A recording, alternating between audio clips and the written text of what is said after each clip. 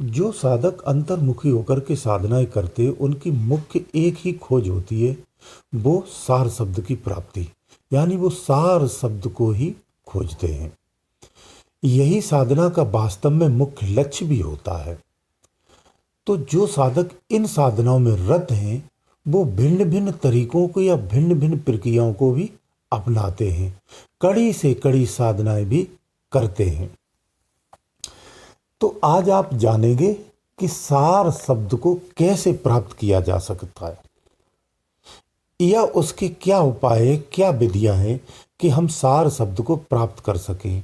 हर व्यक्ति की, हर साधक की खोज या बस ये रहता है कि मुझे सरल से सरल ऐसी विधि मिले जो सहज रूप में हम उस युक्ति को करूं और उस लक्ष्य को प्राप्त करूं। तो देखिए, ऐसा मैं बहुत सरल तरीका आपको बताता हूं। इस तरीके से आप सार शब्द की प्राप्ति कर सकते हैं। सार शब्द की प्राप्ति के लिए सबसे प्रथम कार्य क्या करना होता, वो मैं आपको बता देता हूं। सबसे प्रथम कार्य तो ये होता है सुरत को जगाना, यानी अपनी आत्मशक्ति को जगाना होता है। सुरत मतलब याददाश्त कहा जाता है। इस सुरत में सारी सृष्टि समाई हुई है। यानी हमारी जो सुरत है, इस सुरत को सब कुछ मालूम है, लेकिन सब कुछ मालूम होते हुए भी हम इसे भूले हुए हैं। यानी ये सुरत सब कुछ भूली हुई है, इसे याद दिलाना होता है। उसी याद दिलाने की युक्तियों को हम साधनाएं कहते हैं, जो गुरु अलग अलग रूप में देते हैं। ये भिन्न भिन्न रूप से है, आप सभी जानते भी होंगे। तो सर्वप्रथम हमारा स्टेप यही है कि अपनी सुरत को जगाना। जब तक ये सुरत नहीं जागती है तो शब्द को पहचानेगी कैसी। जाहिर सी बात है, जब तक आपकी याददाश्त नहीं होगी तो आपके सम्मुख कोई व्यक्ति खड़ा है, आपका हितैषी खड़ा है, आप उसे कैसे पहचानेंगे। सेम वही अध्यात्म में है। तो अध्यात्म को भूली हुई सुरत जो है, इसे जगाना होता है साधनाओं के माध्यम से। इसकी बहुत सारी साधनाएं, बहुत सारी प्रक्रियाएं हैं। कुछ लोग कुंडली जगाते हैं, ये बहुत लंबा और कठिन मार्ग है। इस मार्ग पर जाने से सारा जीवन व्यर्थ हो जाता है और लोग भ्रम में भी फंस जाते हैं। लेकिन इससे एक सीधा मार्ग और भी है। उसी सीधे मार्ग पर ही हमें कार्य करना चाहिए, जो सरल भी है और छोटा भी है। देखिए, आत्मशक्ति जगाने के लिए अब बात आती है, तो हम सुरत जगाएं कैसे।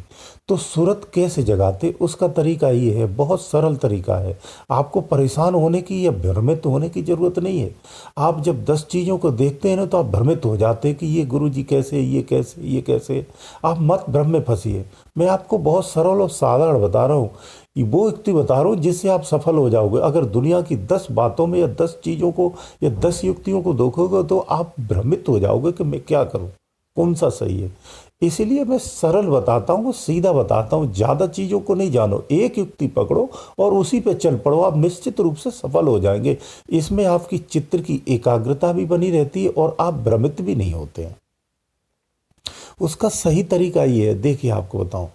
त्रिकुटी पर ध्यान लगाना होता है। उसके लिए आप सभी जानते, त्रिकुटी एक ऐसा स्थान है जहाँ से शरीर के अंदर प्रवेश किया जाता है। अध्यात्म क्षेत्र में प्रवेश करने का यही मुख्य द्वार है, कोई दूसरा द्वार है नहीं। अगर कोई दूसरे द्वार में आप कहीं लगे हो किसी ने, तो वो व्यर्थ है। त्रिकुटी पर आपको अपना ध्यान स्थान करना है, स्थित करना है। जब आपका ध्यान स्थिर होने लगेगा, टिकने लगेगा, जब इस ध्यान में चंचलता खत्म हो जाएगी, तभी कुछ आपको अनुभव प्राप्त होगी, तभी आपको अध्यात्म सफर प्रारंभ होगा, या कहना चाहिए तभी आपका कोई काम बन पाएगा। तो प्रथम बात तो आपको अभ्यास ये करना होता, अपने ध्यान को टिकाना। जब ध्यान टिकने लगेगा, स्थिर होने लगेगा, अभ्यास के द्वारा होता है, तभी जाकर के आगे का सफर प्राप्त होगा। जब इस पर ध्यान टिकने लगेगा तो अंदर में आपके जैसे ही सफर आगे को चलेगा, तो ये सुरत शक्तिशाली हो जाती है। यानी ध्यान ध्यान जो आपका होता है निज स्वरूप में आता है तो शक्तिमान हो जाता। बाहर के कपाट बंद करके अंदर में झांकिए, कहते ना, तो ये वही प्रक्रिया है। तो जब हमारा ध्यान एकाग्र होगा तो इस सुरत से हम सफर करते, कहाँ के लिए। सुरत से सीधा मार्ग है, कहाँ का, 10वें द्वार का। और हमें 10वें द्वार पे पहुंचना होता है। यानी जो हमारा तालु होता है, खोपड़ी के बीच में एक हल्का सा छिद्र होता है जिसमें 10वां द्वार कहा जाता है। जब बच्चा जन्म लेता तो देखना आपको उसके तालु में गड्ढा रहता है। यही तो मुख्य दरवाजा है जो माया या प्रकृति को कहूँ समय के साथ उसे भर देती है, छुपा देती है। इसी तालु से हमें निकलना होता। हमारी जो प्राण शक्ति है या हमारी जो आत्मा है, यही सो तो प्रवेश करके मूलाधार चक्र तक नीचे तक गई हुई है, तलेटी तक। तो चेतना जो हमारी यहीं से प्रवेश होती है, शक्तियां भी सब यहीं से प्रवेश हो रही हैं। आपको शब्द भी सुनाई जो देते वो यहीं से सुनाई देते हैं। अनहद भी आपको यहीं से आ रही है। यही तो मुख्य केंद्र है, मुख्य छिद्र यही है, मुख्य द्वार यही है, मुख्य होल यही है, जो भी आप कह लीजिए। तो हमें इस त्रिकुटी से सीधा यहां आना है। कहां कुंडली जागरण में और दुनिया में चीजों में फंसे हुए हैं आप। ये वो मार्ग है जहां आप जीवन बिता दोगे, पूरा जीवन खपा दोगे आप, और आप कुंडली जगाते ही रह जाओगे, जीवन तो खत्म हो जाएगा। यही अवसर है, कबीरदास ने कहा है ना कि यही अवसर है। यही अवसर का मतलब है बस केवल यही जीवन है आपके पास, जो मानव शरीर मिला है। यही से आप अपने आप को कल्याण कर सकते हैं। इसके अलावा फिर कोई दूसरा चांस नहीं है। तो प्रथमवत त्रिकुटी पे स्थान से अपने आप को, आत्मशक्ति को जगाना है। आत्मशक्ति जब हमारी जाग जाती है, सुते से ही भागने पड़ती है, सुते से ही दौड़ पड़ती है, क्यों? इसे अपनी सारी चीज़ें याद आ जाती हैं।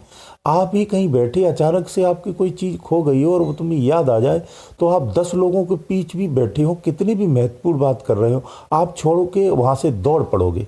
अरे मेरा फलाना वहाँ चीज़ खो गई, मैं ले आऊँ, तो आप दौड़ पड़ेंगे। ऐसे ही इस ध्यान में भी होता है। जब हमारी सूरत जागती है ना, जागने से पहले साधनाएं हैं कि मन को कंट्रोल करो, चित्त को कंट्रोल करो, ध्यान रखो, धारणा रखो, संसार बेकार है कि इससे ध्यान मत लगाओ, इसमें चित्त मत लगाओ। ये सब बातें तब तक हैं जब तक हमारी सूरत नहीं जागती है। यानी जब हमारी सूरत जाग गई, हमारी याददाश्त वापस आ गई, अब उसे उपदेश की जरूरत नहीं है। उसे तो वो रास्ता जानना है जिस रास्ते से उसे पहुंचना है। वो दौड़ पड़ती सुते से, और सब कुछ त्याग के दौड़ पड़ती है, और उस शब्द के लिए भगती है, और उस शब्द से मिलने के लिए दौड़ पड़ती है। इसी को संतों ने कहीं शब्द को पिया का नाम दे दिया है और सूरत को स्त्री का नाम दे दिया है। एक मनमोहक शब्द बनाने का प्रयास किया ताकि लोगों का इसकी तरफ आकर्षण हो। उनका मूल उद्देश्य ये रहा है। तो यही सूरत शब्द के लिए दौड़ पड़ती है। तो इसलिए प्रथमवत आपको अपनी सूरत को जगाना होता है। सूरत जब जाग जाती है तो शब्द के लिए भगती है। जब ये शब्द के लिए दौड़ती है तो हमारा जो चित्त होता है वो 10वें द्वार पर पहुंच जाता है।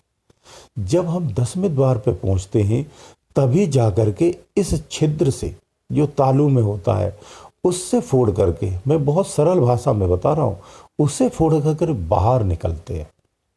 तो जो उसे फोड़ के बाहर निकलते, यही गुरु की आवश्यकता होती है। कहते हैं ना सतगुरु चाहिए। यहाँ से बाहर की युक्ति हमें नहीं पता होती है।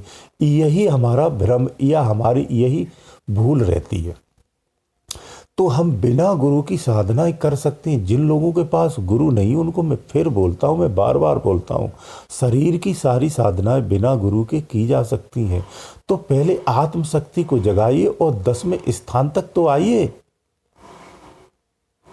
आप गुरु नहीं है तो गुरु की खोज में मत भटकिए, मत परेशान होइए कि गुरु तो आपको मिलने वाला है नहीं आपके प्रवेश में, और मिल भी गया तो आप नहीं उसे जान पाएंगे। आप उसकी खोज में ही रहेंगे, उसकी पहचान में भी रहेंगे। आधा समय तो उसकी खोज में निकालेंगे। अगर मिल भी गया भाग्य से आपको, तो आपको यही यकीन नहीं होगा कि सच्चा है कि झूठा है। फिर आप उसकी परीक्षा लेने में लगे रहेंगे। तो कुल मिला के आप अपने जीवन को व्यर्थ ही गंवाने वाले हैं। इसलिए इस झमेले से निकलिए। वो गुरु और शिष्य परंपरा आदिकाल की थी, वो अलग थी।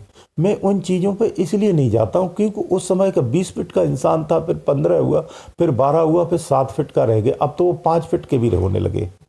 तो शारीरिक क्षमताएं और मानसिक क्षमताएं घट गई हैं। समय बदलता है तो सारी चीज़ें बदलती हैं। मैं उस क्षमता की उन साधनाओं को आज की परिवेश में बताऊं तो संभव नहीं है। आज के परिवेश के अनुसार ही होना चाहिए। तो मैं इसीलिए बोलता हूँ सहज ही साधना करिए। तो प्रथम बात आपको आत्मशक्ति जगानी, अपनी सूरत को जगाना। जब सूरत जाग जाएगी फिर आपको कुछ नहीं करना है, आप स्वतः से ही ऊपर में पहुंचेंगे। दसम द्वार पर जब आप पहुंचेंगे तो आपको जो सच्चा गुरु है वो स्वतः से ही प्राप्त हो जाता है। वो रूहानी रूप से होता है, शरीर रूप से नहीं होता है। किसी गुरु की उसके शरीर से अगर पूजा करते हो तो वो व्यर्थ है। गुरु की जो पूजा होती है उसकी रूहानी पूजा होती है। उस रूहानी की जो पूजा करता है वही चेतन शक्ति तो उसका समर्थन करती है, वही चेतन शक्ति तो उसे उठा करके ऊपर को ले जाती है। तो उस रूहानी गुरु की आपको स्वतः से प्राप्ति हो जाएगी, ये विश्वास तो रखिए, भरोसा तो रखिए। मैं फिजिकली बात करता हूँ, मैं कोई किताबी ज्ञान मनगढ़ंत नहीं बोलता हूँ। पहले आप अपने आप को उत्तम तो बनाइए। उत्तम कैसे बनाएंगे? इनकी साधनाओं के 1000 साधन है, आप कहीं से भी सीख सकते, जान सकते।